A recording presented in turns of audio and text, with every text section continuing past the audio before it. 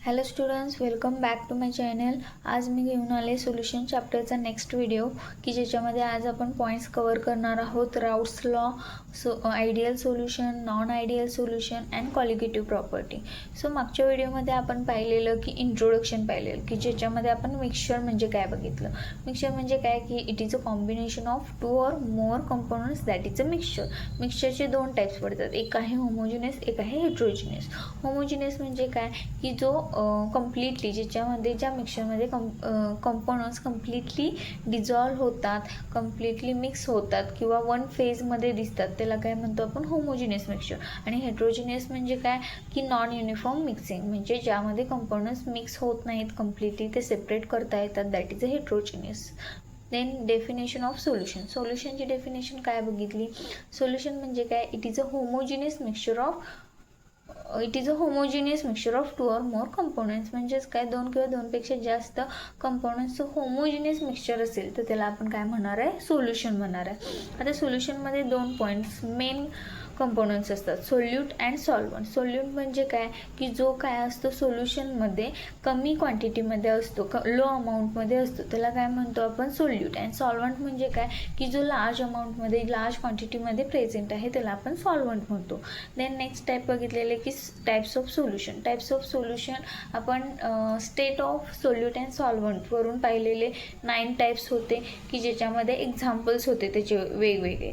Then types of solution हे कशावरून पडलेले, इक्विलिब्रियमवरून, की saturated solution, unsaturated solution, supersaturated solution. Saturated म्हणजे काय, concentration of solute is equal to the equilibrium.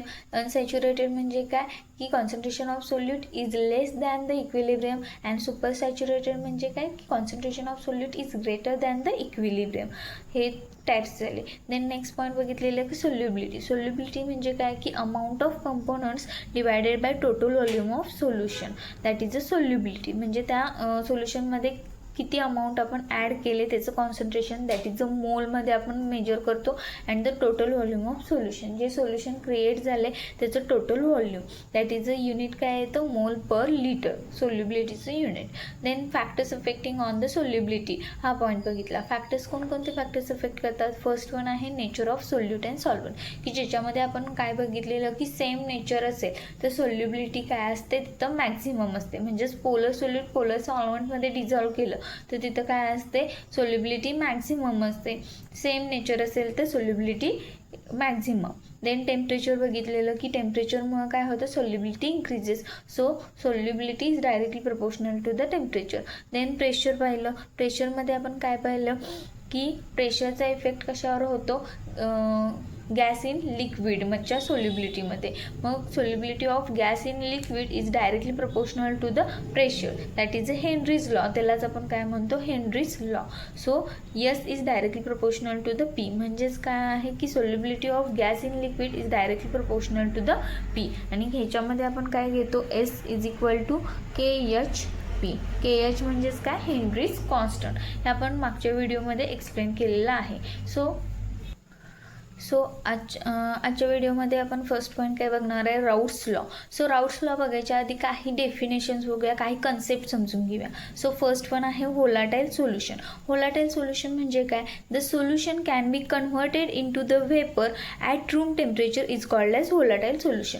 म्हणजेच काय की फॉर एक्झाम्पल मी एक बीकर घेतला आहे, त्याच्यामध्ये व्होलाटाईल सोल्युशन घातले, म्हणजे सोल्युशन आहे की जे काय होतं, रूम टेम्परेचरला इव्हॅपरेट होतं, ॲटोमॅटिकली काय होत जातं, ते इव्हॅपरेट होत जातं. आणि थोड्या वेळाने येऊन पाहिलं तर त्याच्यामध्ये सोल्युशन नसतं. म्हणजेच काय, व्होलाटाईल सोल्युशन म्हणजे काय की ॲसिटोन असेल वगैरे, तर ते काय होतं, ते सोल्युशन ॲटोमॅटिकली इव्हॅपरेट होतं. त्या सोल्युशनचं कन्व्हर्जन व्हेपरमध्ये होतं आणि ते नाहीच होतं, इव्हॅपरेट होऊन जातं, that is a volatile solution. And the vapour pressure म्हणजे काय की pressure exerted by the vapour of the component in the equilibrium with its pure condensed phase, that is a solid or liquid. म्हणजेच काय, vapour pressure म्हणजे काय की volatile solution म्हणजे कळलं की जे सोल्युशन काय होतं रूम टेम्परेचरला इव्हॅपरेट होऊन जातं, त्या सोल्युशनचं कन्वर्जन कशामध्ये होतं, व्हेपरमध्ये होतं, त्याला आपण व्होलाटाईल सोल्युशन म्हणतो. मग आता ह्या अशा व्होलाटाईल सोल्युशनमध्ये जेव्हा लिक्विडचं कन्वर्जन व्हेपरमध्ये होत असतं तेव्हा त्या व्हेपरमुळं त्या सोल्युशनच्या सरफेसवरती काहीतरी प्रेशर अप्लाय होतं. त्याच प्रेशरला आपण काय म्हणतो, व्हेपर प्रेशर. म्हणजेच काय की pressure exerted by the vapour of vapour due to the vapour, that is a vapour pressure. म्हणजेच काय, व्हेपर प्रेशर म्हणजे काय की pressure exerted by the on the surface of the सोल्युशनच्या सरफेसवरती त्या व्हेपरमुळे जे प्रेशर अप्लाय होतं त्याला काय म्हणतो आपण, vapour pressure. Then next point आहे डाल्टन्स लॉ. डाल्टन्स लॉ काय आहे, डाल्टन्स हे सायंटिस्ट होते, त्यांनी एक लॉ सांगितलं आहे की त्यांच्यामध्ये काय सांगितलं आहे की P is equal to P1 + P2. आता P म्हणजे काय आहे, total vapour pressure of solution. आता व्हेपर प्रेशर व्होलाटाईल सोल्युशन आहे, ते काय होत आहे, एका बीकरमध्ये आपण व्होलाटाईल सोल्युशन घेतले, ते इव्हॅपरेट होत आहे, व्होलाटाईल आहे त्यामुळे ते काय होणार आहे, रूम टेम्परेचरला इव्हॅपरेट होणार आहे. मग त्या इव्हॅपरेट होत असताना जी व्हेपर क्रिएट होते त्या व्हेपरमुळे त्या सोल्युशनच्या सरफेसवरती जे प्रेशर क्रिएट होतं त्यालाच आपण काय म्हणतो, व्हेपर प्रेशर. मग आता P म्हणजे काय आहे, total vapour pressure of solution. त्या सोल्युशनवरती जे व्हेपर प्रेशर क्रिएट झाले त्याला काय म्हणणार आहे आपण, total vapour pressure, that is a P. आता P1 म्हणजे काय की partial vapour pressure of solvent. आता कोणतंही सोल्युशन तयार केलं तर त्याच्यामध्ये मेन कंपोनंट्स काय असतात, सोल्यूट आणि सॉल्व्हंट. मग आता सोल्यूट पार्टिकल्समुळं काहीतरी व्हेपर प्रेशर क्रिएट होणार आहे, काही सोल्यूट मॉलिक्युल्स असणार आहेत त्यांच्यामुळं काही व्हेपर प्रेशर क्रिएट होणार आहे. म्हणजेच काय की P1 म्हणजे काय, P1 म्हणजे जे सॉल्व्हंट मॉलिक्युल्स आहेत त्या मॉलिक्युल्सचं व्हेपरमध्ये कन्वर्ट होताना त्या मॉलिक्युल्समुळं जी व्हेपर क्रिएट झाल्या त्यामुळं जे प्रेशर क्रिएट झालं त्या प्रेशरला आपण काय म्हणणार आहे की partial vapour pressure of solvent. Partial का म्हटलं, कारण सॉल्व्हंट मॉलिक्युल्सनं ते क्रिएट केलेत. तसेच त्याच्यामध्ये त्या सोल्युशनमध्ये सोल्यूट मॉलिक्युल्स पण प्रेझेंट आहेत, ते सोल्यूट मॉलिक्युल्स पण इव्हॅपरेट होत असणार आहेत आणि त्यांच्यामुळं पण काय होणार आहे, व्हेपर प्रेशर क्रिएट होणार आहे, दॅट इज अ P2. मग डाल्टन्स लॉ काय म्हणतो की टोटल व्हेपर प्रेशर, त्या सोल्युशनचं टोटल व्हेपर प्रेशर काय असणार आहे, P1 + P2. म्हणजेच त्या सोल्यूट मॉलिक्युल्समुळे जे व्हेपर प्रेशर क्रिएट झाले आणि त्या सॉल्व्हंट मॉलिक्युल्समुळे जे व्हेपर प्रेशर क्रिएट झाले त्या दोन्हींची सम केली की आपल्याला काय भेटणार आहे, टोटल सोल्युशनची काय भेटणार आहे, व्हेपर प्रेशर भेटणार आहे. सो नेक्स्ट पॉईंट आहे मोल फ्रॅक्शन. मोल फ्रॅक्शन म्हणजे काय की मोल फ्रॅक्शन म्हणजे की कॉन्सन्ट्रेशन ऑफ सोल्यूट और सॉल्व्हंट. म्हणजेच कॉन्सन्ट्रेशनला आपण डिनोट कशानं करतो, मोलनं करतो. म्हणजेच काय की कोणतीही अमाऊंट क्वांटिटी आपण मेजर करताना त्याचं एक युनिट असतं की आपण कोणतीही वस्तू घेताना ती कशी घेतो की किलोग्रॅममध्ये किंवा त्याचं वजन असेल kg असं घेतो. सो आपल्या केमिस्ट्रीमध्ये कोणतीही सबस्टन्स कोणताही अमाऊंट घेताना कशामध्ये घेतली जाते, मोल्समध्ये घेतली जाते, नंबर ऑफ मोल्समध्ये. सो सोल्युशनमध्ये काय असतात, सोल्यूट पार्टिकल्स मॉलिक्युल्स असतात आणि सॉल्व्हंट मॉलिक्युल्स असतात. मग सॉल्व्हंटचे जे मॉलिक्युल्स असणार आहेत त्यांनाच काय म्हणणार आहे, X1. म्हणजेच काय की सॉल्व्हंटसाठी नेहमी काय करतो आपण 1 नंबर देतो आणि सोल्यूटसाठी काय देतो 2 नंबर दिला जातो. सो जे मोल्स, नंबर ऑफ मोल्स त्या सोल्युशनमध्ये सॉल्व्हंटचे असणार आहेत ते X1 असणार आहेत आणि सोल्यूटचे जे असणार आहेत ते काय असणार आहेत, X2 असणार आहेत. सो मोल फ्रॅक्शन म्हणजे समजलं की नंबर ऑफ मोल्स, त्या सोल्युशनमध्ये नंबर ऑफ मोल्स कुणाचे असणार आहेत, सोल्यूटचे आणि सॉल्व्हंटचे. मग सॉल्व्हंटचे जे असणार आहेत ते X1 आणि सोल्यूटचे जे असणार आहेत ते X2 and the last one is X1 + X2. त्या दोन्हींची मोल्सची जर सम केली तर ती नेहमी काय येते, इक्वल टू 1 येते. सो नेक्स्ट मेन आपण काय बघणार आहे, आता राऊट्स लॉ बघणार आहे. आता राऊट्स लॉची मेन स्टेटमेंट काय आहे, हे पॉईंट समजले, डेफिनेशन समजल्या. आता राऊट्स लॉ तुम्हाला एकदम इझिली समजेल. आता it is state that the partial vapour pressure of any volatile component of the solution is equal to the vapour pressure of pure component multiply by its mole fraction in the solution. आता बघा definition पुन्हा वाचूया आणि त्याची formula create करूया. आता काय सांगितलंय की the Raoult's law state that. Law काय सांगतो, the partial vapour pressure of any volatile component. आता पार्शियल वेपर प्रेशर कोण क्रिएट करतं, सोल्युशनमध्ये दोनच मेन कंपोनंट्स असतात की जे वेपर प्रेशर क्रिएट करणार आहेत. पार्शियल वेपर प्रेशर म्हणजे पार्शियली डिवाइड होणार आहे दोन भागांमध्ये. मग आता सोल्युशनमध्ये कोणते कंपोनंट्स असतात, एक असतं सोल्यूट अँड सॉल्वंट असणार आहे. मग सॉल्वंटमुळं जे पार्शियल वेपर क्रिएट होणार आहे, पार्शियल वेपर प्रेशर हे सोल्यूटमुळे जे क्रिएट होणार आहे ते काय असणार आहे, P2 असणार आहे. कारण सोल्यूटसाठी आपण नंबर कोणता देतो, 2 नंबर देतो. अँड सॉल्वंटसाठी जे पार्शियल वेपर प्रेशर क्रिएट होणार आहे सॉल्वंट मॉलिक्युल्समुळे ते काय असणार आहे, P1 असणार आहे. हे झालं. आता बघा सोल्युशन आहे म्हटलं दोनच मेन कंपोनंट्स असतात, सोल्यूट अँड सॉल्वंट. मग आता काय सांगितले, partial vapour pressure of any volatile component of the solution. सोल्युशनमधला कोणताही व्होलाटाईल कंपोनंट. मग आपण सोल्यूट पण घेऊ शकतो आणि सॉल्वंट पण घेऊ शकतो. त्यांच्यामुळे जे पार्शियल वेपर प्रेशर क्रिएट होतं ते कशानं डिनोट करणार आहे, P1 आणि P2 न. देन काय सांगितले, इज इक्वल टू, ते कशाशी इक्वल आहे, vapour pressure of pure components.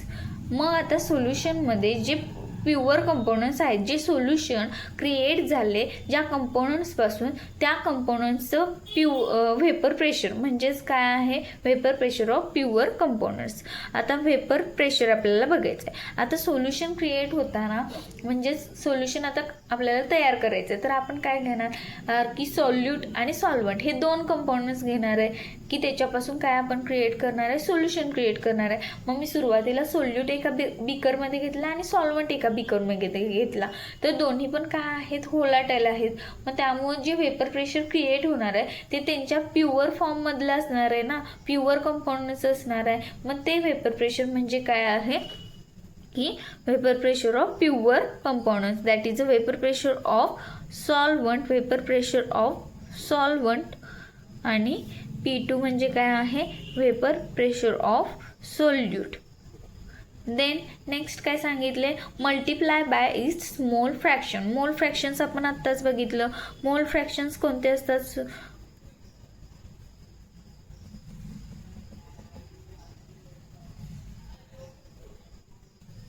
मोल फ्रॅक्शन्स कोणते असतात आपण आत्ताच बघितलं, x1 अँड x2. x1 म्हणजेच काय की मोल फ्रॅक्शन ऑफ सॉल्वंट आणि x2 म्हणजे काय की मोल fraction of solute.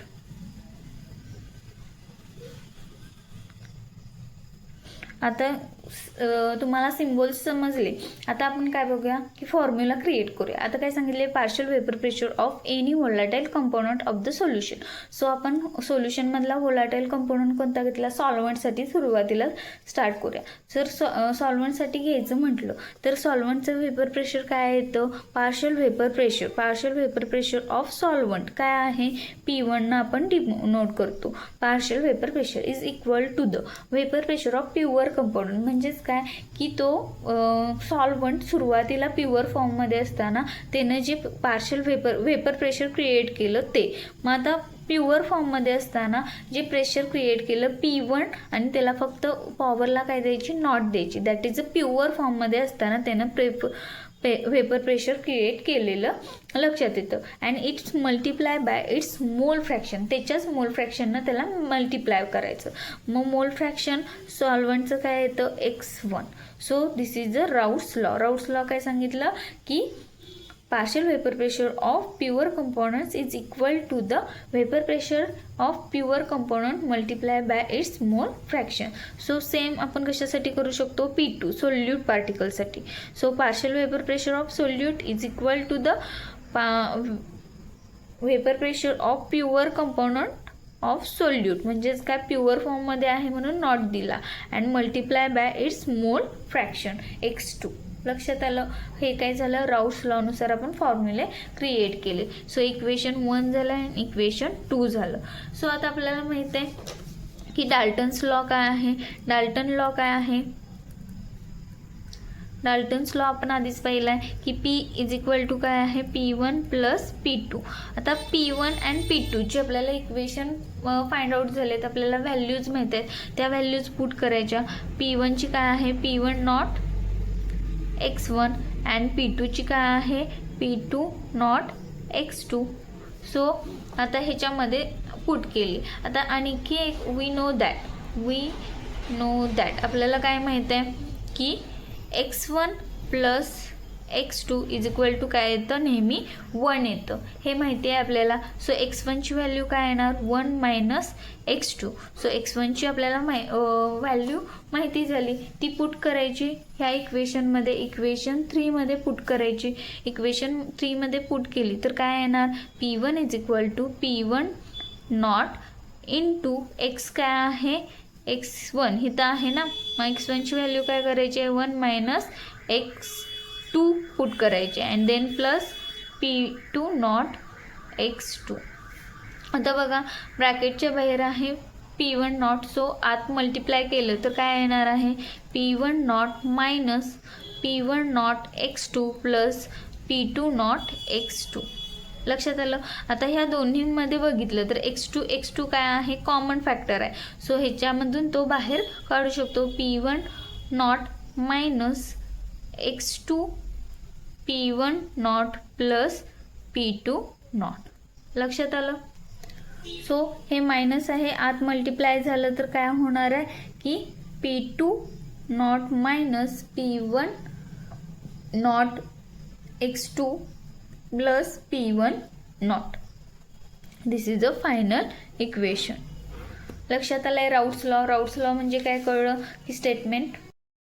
So Raoult's law समजला की त्याचं स्टेटमेंट काय आहे, partial vapour pressure of any volatile component of the solution is equal to the vapour pressure of pure compounds multiply by its mole fraction. Important आहे, ह्याचं statement पाठ केलं की खालची तुम्हाला इक्वेशन्स मनानं लिहिता येईल.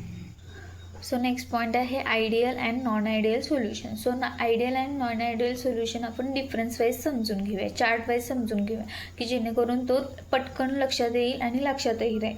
आयडियल सोल्युशन म्हणजे काय की पॉईंट्स काय आहे राऊट्स लॉ म्हणजेच काय, आयडियल सोल्युशन कोणतं म्हणू शकतो, कोणतं सोल्युशन आयडियल आहे की जे सोल्युशन ओबे करतं Raoult's law. The solution which can obey the Raoult's law this called as ideal solution. Ideal solution म्हणजे काय की जे सोल्युशन राऊट्स लॉ ओबे करतं त्याला आयडियल सोल्युशन म्हटलं जातं. आता नॉन आयडियल सोल्युशन नावातच आहे, ते आयडियल सोल्युशन नाही आहे, नॉन आयडियल सोल्युशन. सो ते ओबे करणार आहे का, ते do not obey the solution, do not obey Raoult's law is called as non ideal solution. Non ideal solution जे सोल्युशन राऊट्स लॉ ओबे करत नाही ते नॉन आयडियल. आणि आयडियल कधी म्हणणार आहे की जेव्हा एखादं सोल्युशन काय करणार आहे राऊट्स लॉ ओबे करणार आहे त्यालाच काय म्हणणार आहे ideal solution. So Raoult's law आपण बघितलं आहे, आपल्याला माहीत आहे की ज्याच्यामध्ये partial vapour pressure of any compounds is equal to the काय आहे vapour pressure of pure compound multiply by its mole fraction. हा राऊट्स लॉ आहे, तो ओबे झाला तर ते ideal solution. Then next point आहे delta H mixing. Delta H म्हणजे काय की delta H that is a delta म्हणजे काय असतं चेंज. डेल्टा कशाला डिनोट करतं, चेंजला डिनोट करतं. आणि एच म्हणजे काय असतं enthalpy that is a heat ही म्हणू शकतो.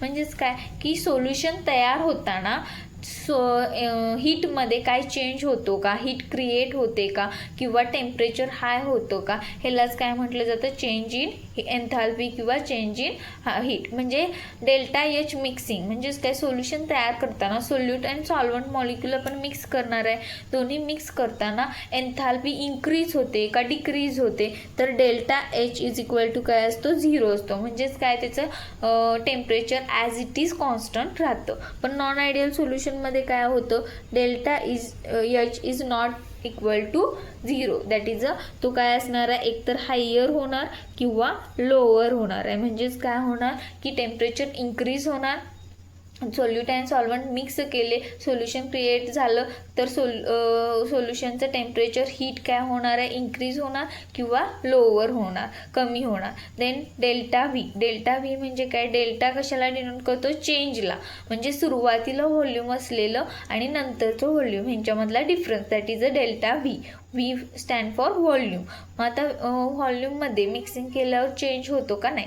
आयडियल सोल्युशन असेल तर आता आपण 1 लिटर सोल्यूट घेतला आहे, 1 लिटर सॉल्वंट घेतला आहे, तर दोन्ही मिक्स केल्यावर 2 लिटर सोल्युशन कम्प्लिटली क्रिएट झालं पाहिजे. सो आयडियल सोल्युशनमध्ये डेल्टा व्ही काय येतो, 0 येतो. म्हणजेच काय, 1 लिटरमधून 1 लिटर मायनस केलं तर 0 राहणार आहे. म्हणजेच व्हॉल्यूममध्ये काय चेंज झालं का, नाही. म्हणजे जेवढं सोल्यूट अँड सॉल्वंटचं व्हॉल्यूम होतं तेवढंच सोल्युशन क्रिएट झाले. पण नॉन आयडियल सोल्युशनमध्ये काय होतं, delta V is not equal to 0. तिथं व्हॉल्यूम इन्क्रीज तरी होतो किंवा डिक्रीज होतो.